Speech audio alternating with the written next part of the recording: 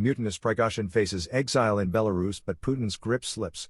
Yevgeny Prigozhin, the oftentimes vocal leader of the Wagner mercenary group, may be headed for a life of exile in Belarus after an aborted advance on Moscow, but Saturday's mutiny against the Russian military has rattled the authority of Vladimir Putin, experts have said. In a matter of hours, Wagner Group units were able to capture military sites in Rostov-on-Don in Russia before advancing north towards the Russian capital, prompting the nation's military to hastily prepare defensive measures. Following a deal brokered by Belarusian President Alexander Lukashenko, one of the Russian president's few allies over the war in Ukraine, Prigozhin agreed to leave Russia and order his men to return to their bases in Ukraine in exchange for not facing criminal charges over the short-lived rebellion. Understanding the responsibility for spilling Russian blood on one of the sides, we are turning back our convoys and going back to field camps, according to the plan, Prigozhin said in a voice memo posted to his Telegram account. Even though the situation, for the moment, appears to have been diffused, it is the first time Putin has been directly challenged over Russian military failures in Ukraine by what is seen by some as its most effective fighting force in the war.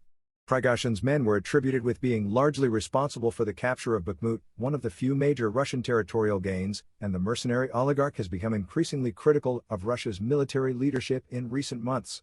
Accusations of friendly fire on Wagner Group camps, which Russia denies, appears to have been the final straw for its leader, prompting the so-called March for Justice. But there are reports that the mercenaries who advanced towards Moscow met little resistance from sympathetic Russian troops, suggesting a growing unrest with Moscow's operational decisions. As Putin has thrived off of a strongman image, already dented by a slow, attritional war in Ukraine, experts and commentators have viewed Prigozhin's mutiny as a public attack on the president's grip on power. Putin has been diminished for all time by this affair, former U.S. ambassador to Ukraine, John Herbst, told CNN.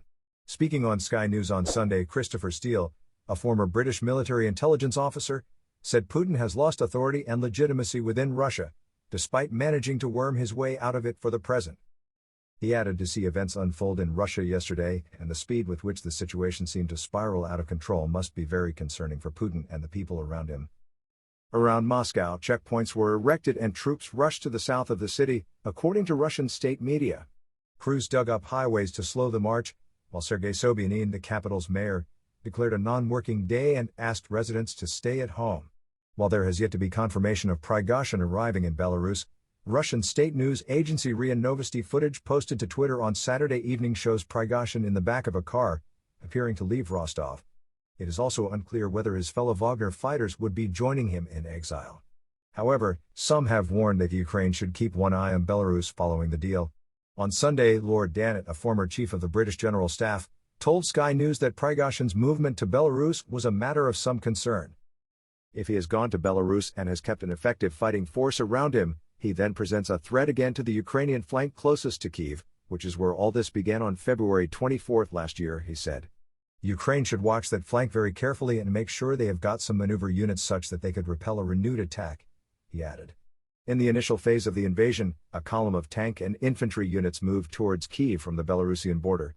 Troops were forced into retreat after tactical failures left the column stranded. Ukrainian President Volodymyr Zelensky played up to the view that Putin had lost control of his country, tweeting on Saturday afternoon, "Today, the world saw that the bosses of Russia do not control anything. Nothing at all. Complete chaos." In his nightly video address on Saturday, Zelensky claimed Putin was obviously very afraid. Newsweek approached the ministries of defense for Russia and Ukraine via email for comment on Sunday.